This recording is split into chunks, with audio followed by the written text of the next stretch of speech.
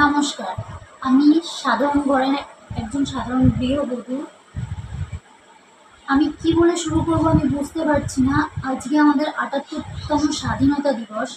আমি ভেবেছিলাম আমার ছেলের হাতে একটা পতাকা দিয়ে বলবো, বাবা এটা শুধু ৩টে রঙের একটা খেলনা নয়, এটা স্বাধীনতার একটা পতাকা।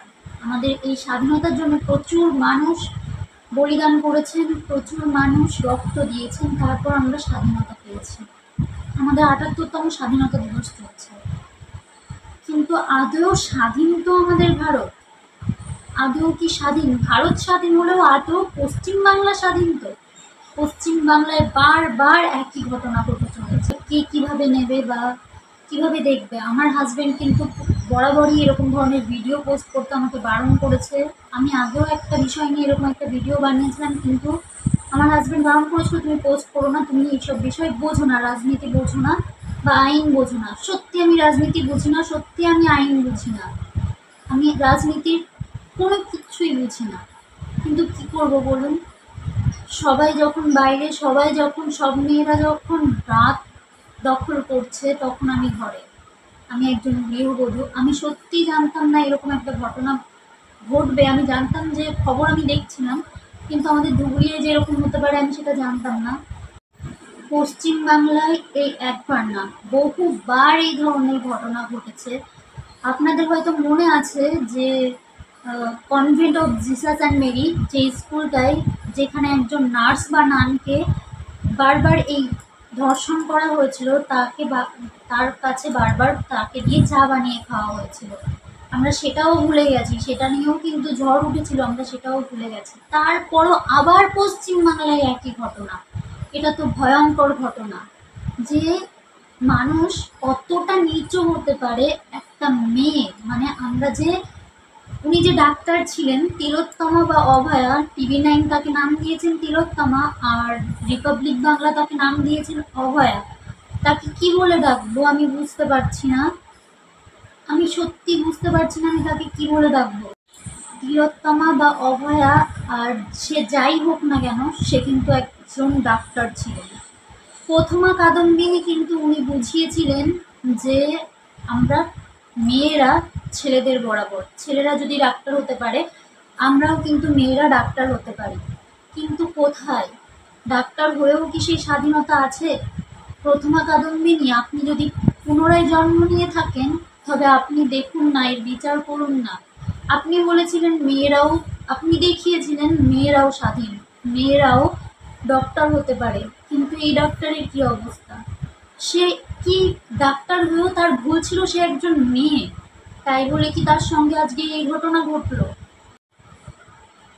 প্রথমা কাদম্বিনী, আর এখন নাম হয়েছে তিলোত্তমা কাদম্বিনী বা অভয়া কাদম্বিনী। আমি জানি না আর কোনো নিউজে কি নাম দিয়েছে, তবে আমি এই দুটো নিউজই দেখেছি, দুটো নিউজ চ্যানেলই দেখেছি, এই দুটো নামই আমি শুনেছি। সেই কারণেই বললাম যে এখন তিলোত্তমা কাদম্বিনী বা অভয়া কাদম্বিনী। এখন তো প্রত্যেকটা মা ভয় পাবে যে একটা মেয়ে জন্ম দিলে মেয়েদের স্বাধীনতা কোথায়? আমার ছেলে হয়েছে, আমি খবরটা পাওয়ার পর, দেখার পর আমি ভাবছি ভাগ্যিস আমার মেয়ে হয়নি। কিন্তু ভাগ্যিস বলছি, সেও তো আমাদেরই মেয়ে। আমার বয়স হয়তো তার থেকে কম বা বেশি, যাই হোক না কেন, তবে মেয়ে তো, সেও তো একজন মেয়ে ছিল, আমিও একজন মেয়ে। আর প্রত্যেকটা মা এখন জন্ম দেবে মেয়েকে আর ভয় পাবে যে আমার মেয়ের সঙ্গে এই ঘটনা ঘটবে কিনা। এমনকি আমিও ভয় পাচ্ছি যে আমার ছেলে এরকম ঘটনা ঘটাবে কিনা, কারণ পশ্চিমবাংলায় তো এইসব ঘটনাই দেখে দেখে বড় হচ্ছে। যে মা তার মেয়েকে হারিয়েছে, একমাত্র সেই মাই জানে তার কতটা হারিয়েছে বা তার কি হারিয়েছে। একটা ডাক্তারি খরচ, মানে পড়ানোর খরচ কিন্তু কম নয়। আমাদের মধ্যবিত্ত ফ্যামিলিতে বা আমাদের সাধারণ গৃহস্থদের একটা মেয়েকে ডাক্তারি পড়ানো, মেয়ে হোক বা ছেলে যাই হোক না কেন, তাকে কিন্তু ডাক্তারি পড়ানো তার বাবা মায়ের পক্ষে কতটা কঠিন, অন্তত এটা বুঝতে আমরা কেউ কিন্তু ভুল করতে পারি না।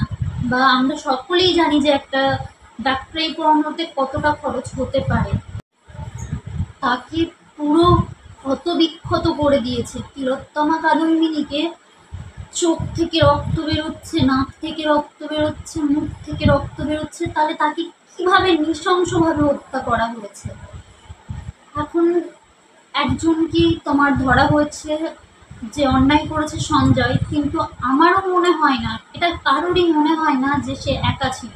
কারণ একার পক্ষে সত্যিই কি একটা মেয়েকে এতটা কাবু করা সম্ভব?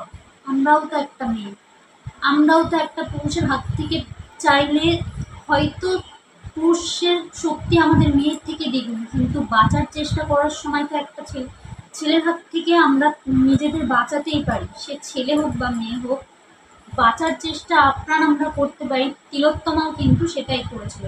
তিলোত্তমা বা অভয়া যেই হোক না কেন, নাম তার যাই হোক না কেন, নাম এখন অনেক রকমের নাম দিচ্ছে, কিন্তু নাম নিয়ে কি লাভ বলো? যার হারিয়েছে সে জানে, আর যে চলে গেছে সে জানে। নারী রূপে দশভূজা, করি দুর্গা পূজা, কালী রূপে করি নারীর পূজা। আমরা যারা নারীরই পূজা করি, তারাই নারীকে, সেই নারীদের আমাদের এইভাবে অসম্মান করা হয়, এইভাবে নির্যাতন করা হয়, ধর্ষণ করা হয় বারবার। একটা জিনিস কেন বারবার পশ্চিমবাংলায় হয়? ওই অন্য কোনো দেশের থেকে তো এতটা খবর, অন্য কোনো রাজ্যের থেকে তো এরকম খবর বারবার দেখায় না। বারবার নিউজ চ্যানেলগুলো এইগুলো অন্য রাজ্যের থেকে দেখায় না, তাহলে কি নিউজ চ্যানেল ভুল করছে, না সত্যিই পশ্চিমবাংলায় বারবার একই জিনিস হচ্ছে, বারবার হয়ে চলেছে একই জিনিস? কবে বন্ধ হবে এগুলো? কবে বন্ধ করতে পারবে পশ্চিমবাংলা এগুলো? আজকে ৭৮তম স্বাধীনতা দিবস, পুরো দেশে কিন্তু স্বাধীনতার উৎসব মানানোর কথা, সেখানে আমাদের পশ্চিমবাংলায় কি করছে দেখুন। আমি ভাবতে পারি না যে আমি যে রাজ্যে বাস করি সেই রাজ্যের অবস্থা এতটাই খারাপ যে বারবার একই জিনিস প্রতিনিয়ত হয়েই চলেছে, হয়েই চলেছে। যখন কনভেন্ট অফ জিসাস অ্যান্ড মেরির যে ঘটনাটা ঘটেছিল, আমি কিন্তু প্রচুর ছোট, আমি কিন্তু মানেটাও বুঝতাম না। কিন্তু পরে মা যখন পুরো তোলপাড় চলছিল বা নিউজ চলছিল, তখন মা পরে আমাকে বুঝিয়ে বলেছিল ঘটনাটা এরকম বা এটা হয়েছে, এটা ঘটেছে। আর এখন কিন্তু আমি অনেকটাই বড় হয়ে গেছি, তার ভিতর প্রচুর ঘটনা ঘটে গেছে, প্রচুর, শুধু একটা নয় একাধিক ঘটনা ঘটে চলেছে। কয়েক মাস আগে আমার যতদূর ধারণা এরকম সময়ে হাঁসখালিতে একটা ঘটনা ঘটেছিল, যে সেই মেয়েটাকে তো মানে তারকে দাহ করাই হয়ে গেছিল, এরকম পরিস্থিতি আমাদের পশ্চিমবাংলা।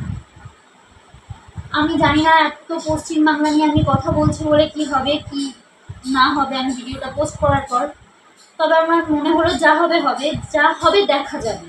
এই স্বাধীনতা দিবসের জন্য কিন্তু প্রচুর মানুষ, অসংখ্য মানুষ মানে স্বাধীনতার জন্য প্রাণ বলিদান করেছেন, রক্ত দিয়েছেন।